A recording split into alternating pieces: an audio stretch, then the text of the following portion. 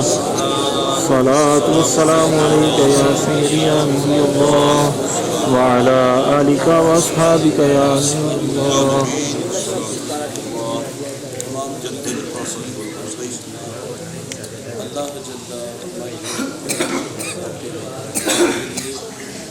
جو تمام جہانوں کا پانے والا ہے، اللہ رب العزت کی حمد و ثنا کے بعد حضور تاجدار مدینہ، تاجدار انبیاء، معصوم آمنہ مصطفیٰ حضرت محمد صلی اللہ علیہ وسلم کے حضور ناز میں عقیدتوں، ارادتوں اور نیاز بندیوں کو خراج پیش کرنے کے بعد انتہائی عزت و تقریب کے لائق تشریف فرما اسٹیج کی زینت مقتدر علماء، معزز محتشم حاضرین، السلام علیکم وعلیکم السلام.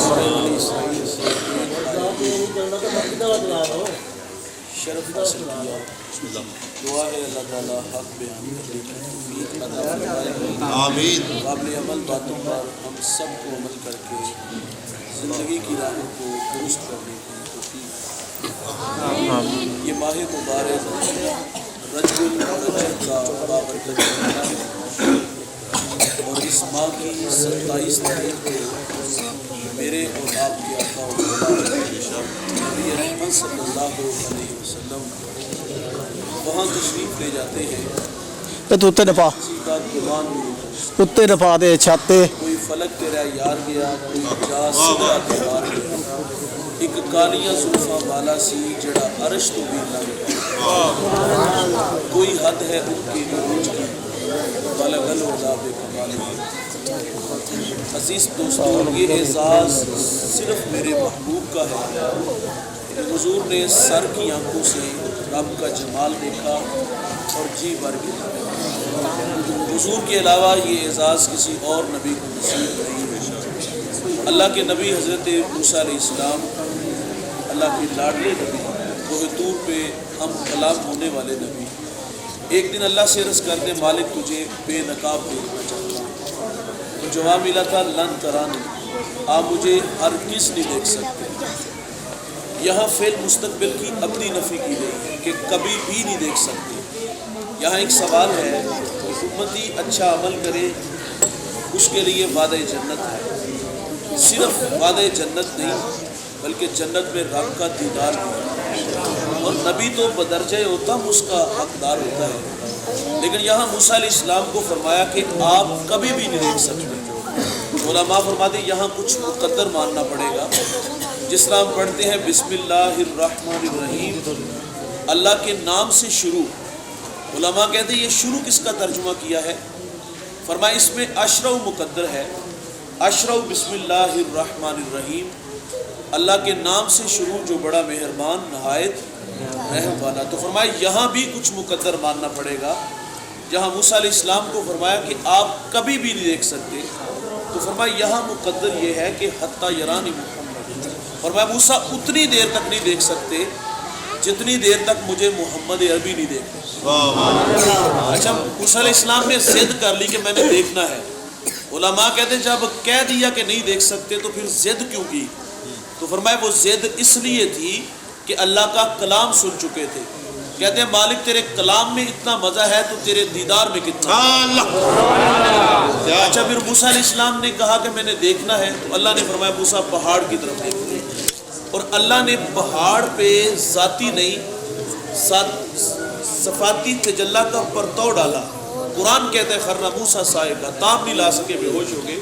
زمین پہ تشریف لے آتے ہیں اور جب ہوش آتا ہے تو آنکھوں میں روشنی اتنی آئی، سماعت اتنا بڑا، کیونکہ آنکھوں میں دیدار الہی کا سرما پڑا تھا، تو آنکھیں روشن اتنی ہوئی کہ 27 میل دور غار ہے. غار میں کالے رنگ کا پتھر ہے، پتھر پہ کالے رنگ کی چیونٹی چلتی ہے. اللہ کے نبی اس چیونٹی کو دیکھتے بھی ہیں، چلنے سے جو آواز پیدا ہوتی ہے اس آواز کو بھی سنتے ہیں. یہ کلیم ہے اور انہوں نے صفاتی تجلی کا پرتو پڑھتے دیکھا. میرے نبی حبیب ہیں اور آپ نے معراج کی شب صفاتی نہیں ذاتی تجلیات میں گم رہے تھے. بتاؤ نگاہ محمد کا عالم کیا ہوگا، حضور کی سماعت و عالم کیا ہوگا. اسی لیے تو دیوانے کہتے ہیں نا کہ مدینہ تو دور ہی کوئی نہیں، فریاد امتی جو کرے حال زار میں، ممکن نہیں کہ خیر البشر کو خبر نہ ہو، اور ہم یہاں سے پڑھے وہ مدینے سنے، مصطفیٰ کی سماعت پہ لاکھوں سلام۔ یہ حضور کا اعزاز کہ حضور نے سر کی آنکھوں سے رب کا جمال دیکھا ہے۔ تو آج میں آپ کے سامنے معراج النبی صلی اللہ علیہ وسلم کا پس منظر آپ کے سامنے رکھوں گا کہ اللہ کی عادت ہے دوست، اللہ جس کو جتنا بڑا مقام دیتا ہے اس کو پھر آزمائش کی اتنی بڑی راہ سے بھی گزارتا ہے۔ یاری تیری سونا پر ازمائشہ تیریاں آگ، سونا پرکھیا جامدائے نال اگاں دے لگ، سادہ کرے بالکل اس کو۔ جس کو اللہ جتنا بڑا مقام دیتا ہے، حضور کا اعزاز سر کی آنکھوں سے رب کو دیکھا، حضور کا اعزاز کہ آپ امام الانبیاء ہیں، تو جس کو جتنا بڑا مقام دیا جاتا ہے اس کو آزمائش کی اتنی بڑی راہ سے گزارا جاتا ہے۔ آپ نبیوں کی زندگیوں کا مطالعہ کر کے دیکھ لیں، اگر ان کے سروں پر نبوت کے تاج ہیں تو میرے مالک نے انہیں آزمایا کس قدر۔ اللہ کے نبی ہیں حضرت ایوب علیہ السلام، آپ کی معیشت بڑی مضبوط تھی، 40,000 بکریوں کا ریوڑ تھا، 40 باغ تھے، 400 غلام تھا، اور اللہ نے چاند جیسے 12 بیٹے عطا کیے۔ اللہ نے فرشتے کو بھیج دیا کہ جاؤ میرے نبی سے کہو کہ آزمائش کے لیے تیار ہو جاؤ۔ تو آپ فرماتے جے سونا میرے دکھ وچ راضی تو میں سکھ نو چلے ڈاواں، کہا میں آنے والی ہر آزمائش پہ صبر کروں گا۔ سنیے گا، آپ ممبر پہ جلوہ فراز ہیں اور تا حد نظر ہواری ہیں اور ان سے محو کلام ہیں۔ اچانک ایک غلام دوڑا دوڑا آیا اور اس نے آ کے عرض کیا حضرت غضب ہو گیا، 40,000 بکریوں کا ریوڑ پانی کی بے رحم موجیں بہا کے لے گئیں، آپ نے صبر کیا۔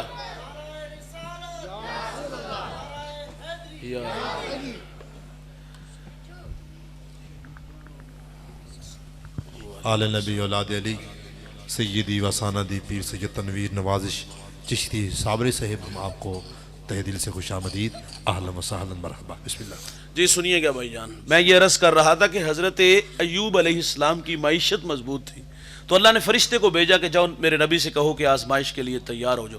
ممبر پہ تشریف فرما ہے، تا حد نظر ہواری ہے، محو کلام ہے۔ اچانک ایک غلام دوڑا دوڑا آیا، اس نے کہا حضرت غضب ہو گیا، 40,000 بکریوں کا ریوڑ پانی کی بے رحم موجیں بہا کے لے گئیں، آپ نے صبر کیا۔ ابھی اس کی بات ختم نہیں ہوئی کہ ایک اور آیا، حضرت غضب ہو گیا، 40 باغ ہوا کا تیز جھونکا اڑا کے لے گیا، آپ نے اس پر بھی صبر کیا۔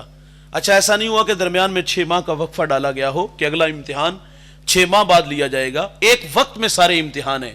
ایک اور آیا اور اس نے آ کے جو خبر دی وہ خبر سن کے کلیجہ منہ کو آتا ہے، کہا حضرت غضب ہو گیا، آپ کے 12 بیٹے کسی کے ہاں مہمان بنے، مکان کی چھت گری اور آپ کے 12 کے 12 بیٹے شہید ہو گئے۔ اولاد آنکھوں کی ٹھنڈک من کا قرار ہوتی ہے دوست، اولاد اسائے پیری ہوتی ہے، بڑھاپے کا سہارا ہوتا ہے، لیکن ایک جھٹکے میں 12 بیٹے چلے گئے، آپ نے اس پر بھی صبر کیا۔ سنیے گا، پھر حضرت ایوب علیہ السلام کے جسم میں زخم آئے، شہر والوں نے آپ کو شہر سے نکال دیا۔ اچھا جب زخم نوکے زبان پہ آئے تو اللہ کے نبی گویا ہوئے، محبت کی زبان بولی۔ شکوہ تو ہم لوگ کرتے ہیں نا، زندگی میں کوئی امتحان آ جائے تو ہم کہتے ہیں یا اللہ سارے دکھ آزمائشیں ہمارے لیے، لیکن جو اہل اللہ ہوتے ہیں وہ راضی بر رضا رہتے ہیں۔ محبت کی زبان بولی، عرض کیا مالک 40,000 بکریوں کا ریوڑ پانی کی بے رحم موجیں بہا کے لے گئی، میں نہ بولا، 40 باغ ہوا کا تیز جھونکا اڑا کے لے گیا، میں نہ بولا، میرے چاند جیسے 12 بیٹے شہید ہوئے، اللہ میں نہ بولا، میرے انگ انگ میں زخم آئے، اے اللہ میں نہ بولا، شہر والوں کی بے وفائی کا تذکرہ کیا، مالک مجھے شہر سے نکال دیا گیا، اے اللہ میں پھر بھی نہیں بولا، لیکن مالک ایک درخواست ہے کہ میری زبان محفوظ رکھنا، وہ اس لیے کہ یہ زبان تیرا نام لیتی ہے، یہ زبان تیرے تذکرے کرتی ہے، اٹھ دی بہندی ٹر دی پھر دی، ستیاں تے جاگ دی، نام جپ دی رو تے کھپ دی، ویہ سر اس راگ دی، نام جپیاں قرب ملدا، نام دی کر پوری سامب، شیشی وچ کستوری جے کر پھر ضرورت کاغ دی۔ جس کو اللہ جتنا بڑا مقام دیتا ہے بھائی، اس کو آزمائش کی اتنی بڑی راہ سے گزرنا پڑتا ہے۔ بات کو میں مختصر کروں گا۔ میرے اور آپ کے آقا و مولا نبی رحمت صلی اللہ علیہ وسلم، آپ امام الانبیاء ہیں، سر کی آنکھوں سے رب کا جمال دیکھا۔ زندگی میں کتنے امتحان آئے سنیے گا، ابھی دنیا میں تشریف نہیں لائے، شکم مادر میں ہے کہ آپ کے سر سے آپ کے والد کا سایہ اٹھا لیا گیا۔ یہ اس وقت ہوا جب حضرت عبداللہ رضی اللہ تعالیٰ عنہ شادی کے کچھ عرصہ بعد تجارت کے لیے ملک شام گئے اور وہاں سے واپس عبد المطلب کے ننہال یثرب ٹھہرے۔ یثرب بیماریوں کا گھر تھا، آئے اور آپ بیمار ہو گئے، قافلہ چند دن ٹھہر گیا کہ آپ کی طبیعت بحال ہو تو ہم انہیں ساتھ لے چلے، لیکن دوست طبیعت دن بدن بگڑنے لگی، काफिला मजबूरन मक्का लौट आया और हजरत अब्दुल्ला रदी अल्लाह तआला अन्हु का इंतकाल हो गया। और ये खबर मक्कातुल मुकर्रमा में अब्दुल मुत्तलिब के खानदान पर बिजली की तरह गिरती है। सैयदा आमिना रदी अल्लाह तआला अन्हा ने अभी अपने माह तमाम को जी भर के देखा नहीं था यार, और उनका जी चाहता था कि मैं उड़ के यस्रब चली जाऊं, मट्टी के उस तौदे को देखूं और उसकी खाक को अपनी आंखों का सुरमा बनाऊं। लेकिन जिस अमानत का आपको अमीन बनाना था, उसकी हिफाजत के जुमा ने हजरत आमिना को रोक लिया। भाईजान हुजूर अभी आए नहीं, शिक्म मादर में है कि आपके सर से आपके वालिद का साया उठा लिया गया। आप दुर्रे यतीम पैदा हुए, मेरे नबी की उम्र 6 साल हुई, चलने फिरने के काबिल हुए, सफर की सोबतें सहने के लायक हुए। तो सैयद आमिना ने अपने मन की कहानी अपने ससुर से कह डाली कि 6 साल जुदाइयों में गुजार दिए, अगर आप रुखसत अनायत फरमाओ तो आरजू है कि उस खाक को आंखों का सुरमा बना लो। आपने अपनी जवां साला बहू सैयद आमिना रदी अल्लाह ताला अन्हा को रुखसत दी और साथ एक खादिमा उम्मे ऐमन को भेज दिया। ये नफूसे कुदसिया मक्का से यसरब आए, 1 महीना या कुछ दिन ज्यादा ये लोग यहाँ ठहरते हैं और फिर वहां से वापस लौट आए। उसकी वजह यह थी कि जो भी आता हुजूर को देखता, पेशानी में नबूवत का नूर देखता तो बरमला कहता कि यह तो इस उम्मत का नबी है। लोगों का जमगट्ठा हुआ। सैयदा फरमाती मेरे दिल में खौफ पैदा हुआ कि कहीं ये मेरे बेटे मोहम्मद को गजंद न पहुंचाए। इस खौफ ने सैयदा आमिना को वापस पलटने पे मजबूर कर दिया। आधा सफर तय हो गया, आधा सफर बाकी था। रास्ते में एक अबवा नामी बस्ती आई जहां सैयदा आमिना रदी अल्लाह ताला अन्हा के रुक जाती हैं। आपको बुखार ने आ घेर लिया और आप जान गई कि यह बुखार मेरी जान ले लेगा। वक्त रुखसत उम्मे ऐमन को कहा कि मेरे बेटे मोहम्मद को बाहिफाजत अब्दुल मुत्तलिब तक पहुंचा देना, और फिर हुजूर को पास बुलाया। उधर बचपने की मासूमियत, पेशानी में नबूवत का नूर और माँ बेटे में खूब सी जाती है। 2-1 बातें की और फिर हमेशा के लिए पहाड़ों में सो गई। आप फरमाती बेटा कुल्लु हय्यिन मय्यितुन कुल्लु जदीदिन बालिन कुल्लु कबीरिन यफना व आना मैततुन व ज़िक्रा बाकिन व वलदतु तुहरा। फरमाया बेटा हर नई चीज ने पुराना हो जाना है, हर बाकी ने फना हो जाना है। फरमाया बेटा मैं भी जा रही हूँ, लेकिन सुनो मेरा जिक्र बाकी रहेगा। फरमाया इसलिए कि मैं तेरे जैसा पाकीज़ा और सुथरा मोहम्मद छोड़ के जा रही हूँ। सांसों की माला टूट गई, मोती फिजा में बिखरे, माँ से लिपटे लिपट के रोए, नन्हे नन्हे हाथों से काले पत्थरों की कब्र बनाई, उस पे आंसुओं का छिड़काव किया। फिर जहां तक माँ नजर आती रही, मेरे नबी उन काले पत्थरों वाली कब्र को देख के जो है वो पलट पलट के रोते हैं। तो यार बच्चों को साथ कोई दोस्त सियाना बैठा हो तो खामोशी करवा देते हैं यार, आपकी मेहरबानी है। थोड़ा सा मुश्किल होता है ऐसे माहौल में खिताब करना। तो हुजूर पलट पलट के माँ की कब्र को देखते। मैं सैयदा आमिना रदी अल्लाह ताला अन्हा के मज़ार पे जब पहली दफ़ा हाजिर हुआ, सहरी का वक्त था, पहाड़ के नीचे था, माहौल खामोश था, हवा का कहीं से कोई एक झोंका भी ना आया। लेकिन जब सैयदा आमिना के कदमों में जा खड़ा हुआ तो ऐसा लगा कि अल्लाह ने जन्नत के 8 दरवाजे ही खोल दिए हों। आज भी जन्नत से ठंडी हवाएं सैयदा आमिना को सलाम करने आती हैं। मेरे साथ कुछ दोस्त थे, मैंने कहा यार आज हम भी यहाँ से रुखसत, जिस तरह हुजूर माँ से बिछड़े थे और पलट पलट के देखा था, मैंने कहा आज हम भी यहाँ से रुखसत इसी तरह चाहेंगे। हमने जब पहली दफ़ा पलट के देखा तो हुजूर का वो बचपना याद आया और वो तड़पती कहानी याद आई कि हुजूर जब माँ से बिछड़े थे तो उस वक़्त क्या कैफियत थी। हमारी फिर हिचकियाँ मुकामे बदर तक थमने का नाम ही नहीं ले रही थी। उम्मे ऐमन कहती मैं पहाड़ से नीचे आई, पलट के देखा तो हुजूर मेरे साथ नहीं थे। आप फरमाती मैं दोबारा फिर पहाड़ पे चढ़ी तो मेरी आंखें क्या देखती हैं कि हुजूर माँ के सराने खड़े हैं और वहां खड़े होकर कह रहे थे अम्मी जी आप तो जानते हो कि मेरा इस दुनिया में आपके सिवा कोई भी नहीं है। उम्मे ऐमन की जान निकल गई, सीने से लगा लिया। मेरे नबी फरमाया करते थे उम्मे ऐमन मेरी माँ के बाद मेरी माँ लगती है। 6 साल की उम्र में मेरे भाई अबवा की वादी में सैयदा आमिना हमेशा के लिए खामोश हो जाती हैं। फिर कफालत का जुमा आपके दादा जान जनाब अब्दुल मुत्तलिब रदी अल्लाह ताला अन्हु उठा लेते हैं। बड़ी मोहब्बतें मिली दादा जान से, खाना खाते हैं, साथ बिठाते हैं, सोते हैं, पहलू में लटा लेते हैं। जिले काबा अब्दुल मुत्तलिब की मसनद बिछती थी, बेटों को जुर्रत नहीं थी वहां बैठने की, लेकिन हुजूर लाडले बड़े थे, दादे की मसनद पर बैठ जाते। बेपनाह मोहब्बतें दादा जान से मिली। भाईजान गम की कहानी टूटी नहीं, सैलाब थमा नहीं। 2 साल गुजरे के जनाब अब्दुल मुत्तलिब रदी अल्लाह ताला अन्हु का इंतकाल हो गया। रावी लिखता है मक्के के बाजार से जनाजा उठा, आगे आगे जनाजा था और पीछे पीछे एक 8 साला बच्चा था जो मक्के की कभी इस दीवार से लिपट के रोता है तो कभी इस दीवार से लिपट के रोता है। फिर कफालत का जुम्मा चचा ने उठा लिया, जनाब अबू तालिब ने। बड़ी मोहब्बतें वहां से भी मिली। खाना खाते हैं, साथ बिठाते हैं, सोते हैं तो पहलू में लटा लेते हैं। हुजूर परवान चढ़े भाई, जिंदगी में इम्तिहान बड़े आए, आमुल हुज़्न आया, वो गम का साल जिसमें शफीक चचा और आपकी रफीका हयात सैयदा खदीजा का इंतकाल हो गया। اس سال کا نام غم کا سال تھا۔ شب ابی طالب میں بھی میرے نبی 3 سال محصور رہے، سوشل بائیکاٹ ہوا، ماؤں کی چھاتیوں سے دودھ خشک ہو گیا، بچے بھوک کی وجہ سے روتے ہیں، مائیں منہ پہ تھپڑ نہیں مارتی، بس اتنا کہتی کہ بچوں تمہارے رونے کی آواز اگر کافروں نے سنی تو وہ تمہارے نبی محمد کو تانے دیں گے۔ بچے خاموش ہو جاتے، صحابہ کہتے ہیں ہم نے پتے کھا کے گزارا کیا، چمڑے بھگو کے گزارا کیا۔ میں نے ایک صحابی کا بیان پڑھا، کہتے ہیں مجھے اتنی شدت کی بھوک لگی ہوئی تھی کہ گلی جگہ پاؤں آیا، نہ جانے وہ کیا تھا، اٹھایا کھا لیا، آج تک یہ خبر نہیں کہ وہ چیز ہے کیا تھی۔ اور ان راہوں پہ چلنے والوں کو آزمایا جاتا ہے، دکھوں سے دو چار ہونا پڑتا ہے، کتنی زندگی میں امتحان آئے یار۔ مکہ کے تلخ رویے، حضور لا الہ کی دعوت دیتے ہیں، کانٹے بچھاتے ہیں، گڑے کھودتے ہیں، اوجریاں پھینکتے ہیں، گلے میں رسی ڈال کے تو دیتے ہیں۔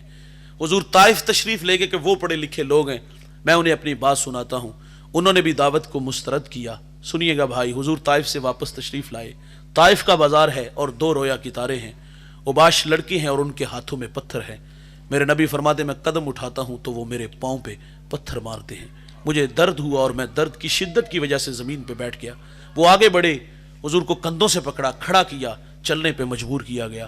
حضور فرماتے میں دوسرا قدم اٹھاتا ہوں تو وہ میرے دوسرے پاؤں پہ پتھر مارتے ہیں۔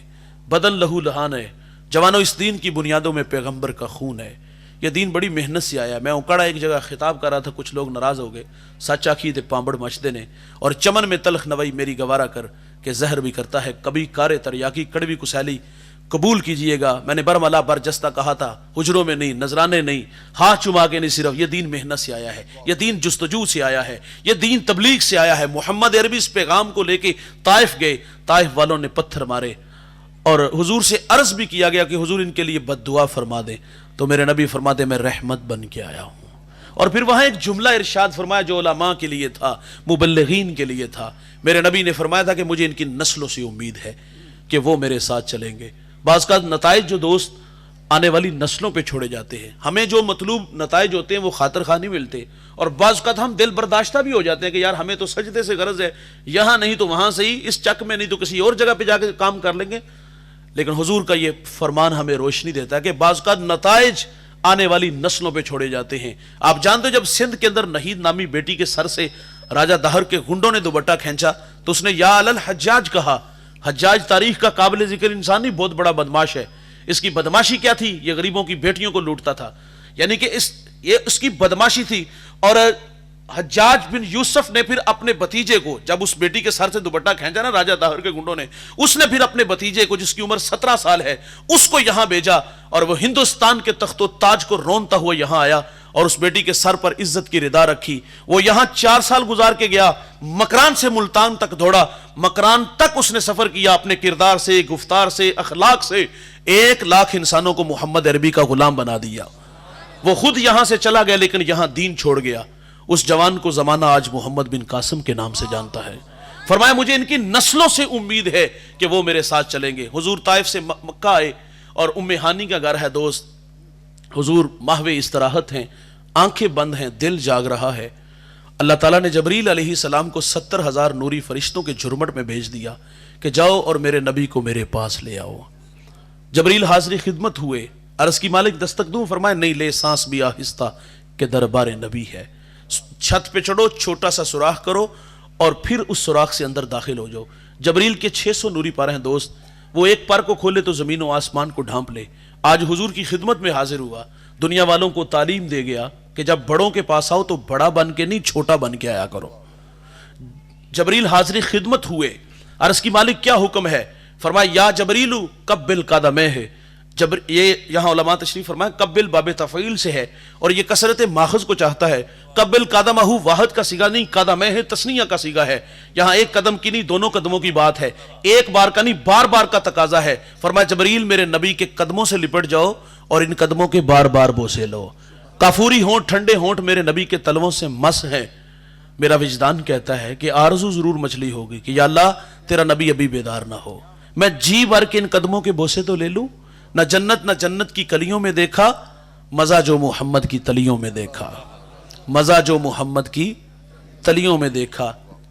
کافوری ہونٹ میرے نبی کے تلووں سے مس ہوئے، حضور بیدار ہوئے تو جبریل نے رب کا پیغام دیا کہ اللہ آپ کے دیدار کا مشتاق ہے۔ بھائی جان جنہیں عزتیں ملتی ہیں انہیں آزمایا جاتا ہے۔ حضور ابھی آئے نہیں، باپ نہیں، 6 سال کی عمر ہے، ماں نہیں، 8 साल की उम्र है, दादा नहीं। आमुल हुज़्न शैब अबी तालब, मक्के के तलख रवैये, ताइफ के बाजारों में पत्थर। और आज कितना बड़ा एजाज पाने जा रहे हैं। जबरील ने आके पैगाम दिया, रब आपके दीदार का मुश्ताक है। मुझे बताइए, ये रब का पैगाम जब जबरील लेके आई तो कलेजे में ठंड नहीं पड़ गई? जिन्हें अल्लाह इज्जत देता है भाई, अल्लाह उन्हें आजमाता भी है। शक्के सदर हुआ, ये तफसील से वाक़या आपने उलमा से सुन रखा है। हुजूर बुराक पे तशरीफ़ फरमा हुए और वहाँ से आप मस्जिद अक्सा आए, नबियों को इमामत का शरफ मिला, नूरी सीढ़ी जबरील के पार रफ रफ। और फिर हुजूर फरमाते, एक आवाज़ आई, प्यारे अहमद कदम उठाइए। मेरे नबी फरमाते, मैंने डरते डरते झिझकते झिझकते एक कदम उठाया तो सफ़र कितना तय किया? जितना 5 मराहल में किया था। फरमाते, आवाज़ आती गई, मैं कदम उठाता गया, काबा कौसैन की मंजिलें नसीब हुई, कुर्ब ख़ास में मेरे रसूल तशरीफ़ फरमा हुए। तो अल्लाह ने फरमाया, महबूब आपको किस चीज़ से मुशर्रफ किया जाए? तो मेरे नबी ने अर्ज़ किया था कि मालिक, मेरी आरज़ू है कि आज तू भी मुझे अपना बंदा कह के पुकार दे। मकाशफात हुए, राज़ो न्याज की बातें हुई, उम्मत के लिए 50 नमाज़ों का तोहफ़ा मिला। जब 50 नमाज़ें लेके तशरीफ़ लाए तो मूसा अलैहिस्सलाम से मुलाकात हुई तो उन्होंने अर्ज़ किया कि मुझे उम्मतों का तजर्बा है, ये 50 नहीं पढ़ेंगे, कमी की दरख्वास्त कीजिए। पहली उम्मतों में 2 नमाजें थी, फजर असर, और 2 रखते थे, उसमें अजान भी नहीं थी। तो कहा ये 50 नहीं पढ़ेंगे, कमी की दरख्वास्त कीजिए। हुजूर ने जाके अर्ज़ किया तो उसमें 5 कम कर दी गई। 9 दफ़ा ये अमल हुआ, 5 रह गई। तो हज़रत मूसा अलैहिस्सलाम ने अर्ज़ किया, हुजूर आप एक दफ़ा और तशरीफ़ ले जाइए। तो मेरे नबी ने क्या फरमाया? अब मुझे अल्लाह से हया आता है, अब अल्लाह से हया आता है। और माजरत से कहूँगा, आज उम्मती के रवैये कितने तलख निकले। और ये बात करते हुए भी शायद हमें ख्याल ना आया, अज़राह तमस्खुर हम कह देते हैं कि एक चक्कर और लगता तो हमारी जान ही छूट जाती। तोहफ़ा देने से मोहब्बत बढ़ती है दोस्त। हमने इस तोहफे की क्या कदर की? हुकूकुल्लाह में जवानों, सबसे पहला सवाल क़यामत के दिन नमाज का होगा। अल्लाह ने कुरान मजीद में सैकड़ों मरतबा मुख्तलिफ सीगों के साथ हमें नमाज की दावत दी, तलकीन की। मेरे नबी ने फरमाया, मुझे तुम्हारी दुनिया से 3 चीज़ें महबूब हैं, खुशबू, मनकूहा औरतें, और तीसरा फरमाया नमाज मेरी आंखों की ठंडक। और सहाबा कहते हैं कि हमने मुसलमान और काफिर के माबैन जो फर्क रखा था वो नमाज का था। और आज रेशो देख लो नमाजी लोगों की कितनी है। घर में 8-8 अफराद हैं, सब पे नमाज फर्ज होती है। नमाज के वक्त कितने लोग आते हैं? उंगलियों के पोरों पे गिने जा सकते हैं। हमने असलाफ को बड़ा सादी, शिराजी फरमाते, बेनमाजी को कर्ज न दो। फरमाया, जो अल्लाह का कर्ज अदा नहीं करते वो तुम्हारा कर्ज किस तरह अदा करेंगे? शेख अब्दुल कादिर जिलानी फरमाते, बेनमाजी को मुसलमानों के कब्रिस्तान में दफन न करो। सुल्तान बाहू फरमाते, बेनमाजी से खंजीर पनाह मांगता है। आज किसी को नमाज की दावत, वो कहते कपड़े नहीं पा। कपड़ों की तो कहानी नहीं होती दोस्त। पैबंद लगे कपड़े अल्लाह के हुजूर खड़ा कर देते। असल मन गंदे हो गए हैं। अगर मन सुथरे होते तो पैबंद लगे कपड़े भी अल्लाह के हुजूर खड़ा कर देते। भाईजान, आज अगर उसके हुजूर नहीं झुकेंगे, क़यामत के दिन अल्लाह फरमाएगा मुझे सजदा करो। उस दिन बेनमाजी भी चाहेगा सारी जिंदगी अल्लाह की नहीं मानी, चलो आज ही सजदा कर लूं, लेकिन उस दिन बावजूद चाहने के सजदा नहीं होगा। क्या होगा? कमरें अकड़ जाएंगी। और बेनमाजी को खड़ा कहां किया जाएगा? कारून, फिरौन, हामान के साथ। और आप अच्छी तरह जान दो ये लोग कौन है। ये अल्लाह रसूल के दुश्मन है। जिस सफ में अल्लाह रसूल के दुश्मन खड़े होंगे उसी सफ में बेनमाजी को खड़ा किया जाएगा। मैं डिस्ट्रिक्ट मंडी बावलदीन एक जगह खिताब के लिए गया, नमाज का टाइम था, तो हमारे साथ एक जात का मुसल्ली खड़ा हो गया। वो सागिर ने कहा था ना कि कौन कहता है कि जुल्मात ने दम तोड़ दिया है। हम आज भी अंधेरों में खड़े हैं। चौधरी साहब ने खींच के पिछली सफ में कर दिया। कहते तेरे साथ तो मेरी नमाज भी नहीं होती। कमी के साथ खड़ा होना तौहीन समझते हैं। जो अल्लाह रसूल का दुश्मन होगा उसके साथ खड़ा होना क्या ये एजाज की बात होगी? और भाई हमारे ऊपर 5 वक्त की नमाज फर्ज है। मैं और आप देखें, हम क्या अल्लाह के हुजूर झुकते हैं? अगर मैं और आप अपनी नमाजों का हिसाब लगाएं ना, तो भाई अभी 1 मिनट में हिसाब करके बता सकते हैं कि हमने जिंदगी में नमाजें पढ़ी कितनी है। छोड़ने की बात नहीं कर, पढ़ी कितनी है उंगलियों के पोरों पे गिन सकते हैं। किसी के पास फजर की नमाज होगी, किसी के पास एक जुमा होगा, और किसी के पास सिर्फ एक ईद की नमाज। अच्छा, जो ईद वाले दिन अल्लाह के घर में आया ना, उसकी आंखें तो हया से झुकी होनी चाहिए थी ना, कदम बोझल होते, पेशानी सजदे में रख के जी भर के रोता, अपने मालिक से माफी मांगता कि मालिक मैं पूरा साल तेरी दहलीज पे हाजिर नहीं हो सका, ये पेशानी तूने बनाई सजदों के लिए थी और मैं दर दर पे झुकता रहा, एक तेरे दर पे ना झुक सका। जो साल बाद आया उसके रवैये देखने वाले होते हैं। और वो बकायदा अज़राह तमस्खुर कहता है कि काफिर होके मरना। हुजूर की खिदमत में एक खातून आई, अपने गुनाहों का इजहार करती, हुजूर मुझे 3 गुना चैन नहीं लेने दे रहे। एक कहा कि मेरा शोहर दियारे गैर चला गया, उस दुरानिया नफ्स पे काबू ना रख सकी, मुझसे ज़िना हो गया। تو حاملہ ہوئی، بچہ ہوا تو میں نے اس کو ذبح کر دیا، اور پھر کہا کہ میں نے اسے سرکے کے مرتبان میں پھینک دیا، گندا سرکہ بیچتی رہی۔ میرے نبی فرماتے تجھے رجم کیا جائے گا، تو شادی شدہ تھی، اور دوسرا فرمایا تو نے ایک انسان کو قتل کیا، تجھے قتل کیا جائے گا، اور تیسرا فرمایا تو نے گناہ کبیرہ کیا، اس کی اللہ سے معذرت چاہ۔ 3 گناہوں کی سزا بیان کرنے کے بعد میرے نبی فرماتے ہیں تو جس درد سے روتی ہوئی میری خدمت میں آئی، میں محمد تو سمجھا شاید کہ تیری نماز عصر قضا ہو گئی ہو، شاید کہ تیری نماز عصر۔ آج ہماری کتنی قضا ہو رہی ہیں؟ سری سکتی فرماتے ہیں کہ میرا جوان بیٹا چلا گیا، دوران تدفین آپ کی نماز عصر چلی گئی، سارا شہر افسوس کے لیے آیا، تو آپ پھونٹ پھونٹ کے رونے لگے۔ آپ فرماتے پتر چلا گیا، سارے شہر نے افسوس کیا، میری نماز چلی گئی، کسی نے بھی افسوس نہیں کیا۔ کیا ہمیں بھی یہ خیال آتا ہے کہ یار ہم نے آج نماز نہیں پڑھی، آج سجدہ نہیں کیا؟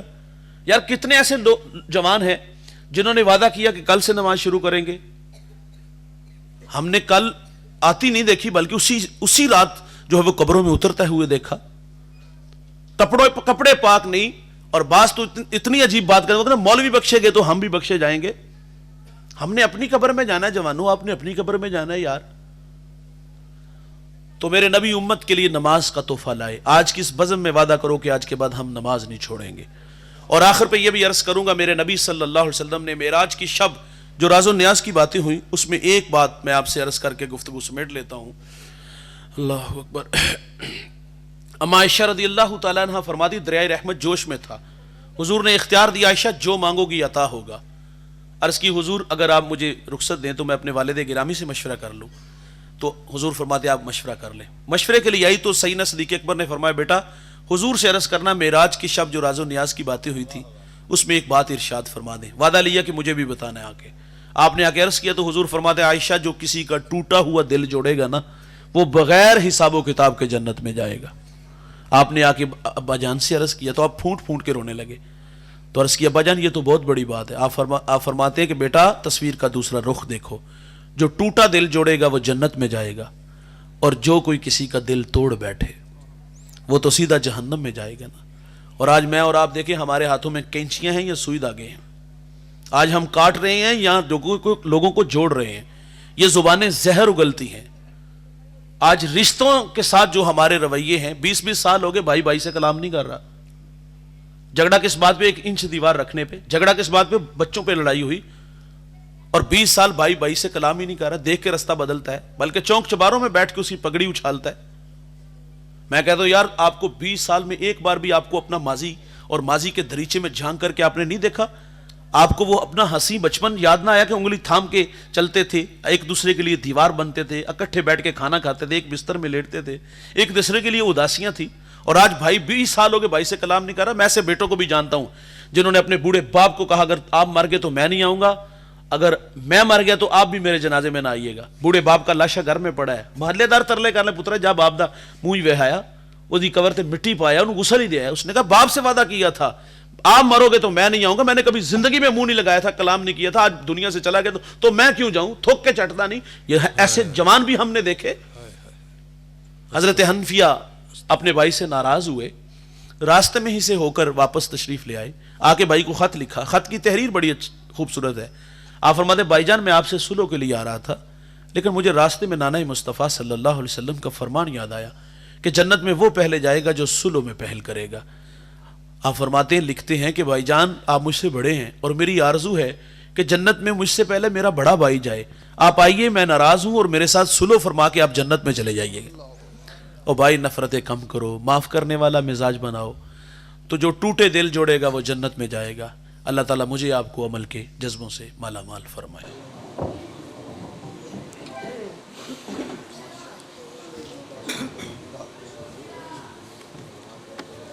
جی محفل جاری ہے جی۔ ابھی ہمارے پاس اتنے عزیز کا ایک بہت بڑا نام، میں بھی انہیں بڑے شوق سے سنتا ہوں، میری مجبوری ہے، میں نے ابھی سمندری ایک جگہ حاضر ہونا ہے، نہیں تو آپ کے ساتھ بیٹھ کے میں بھی انہیں سماعت کرتا۔ تشریف رکھیے گا، اللہ سب کو جزائے خیر۔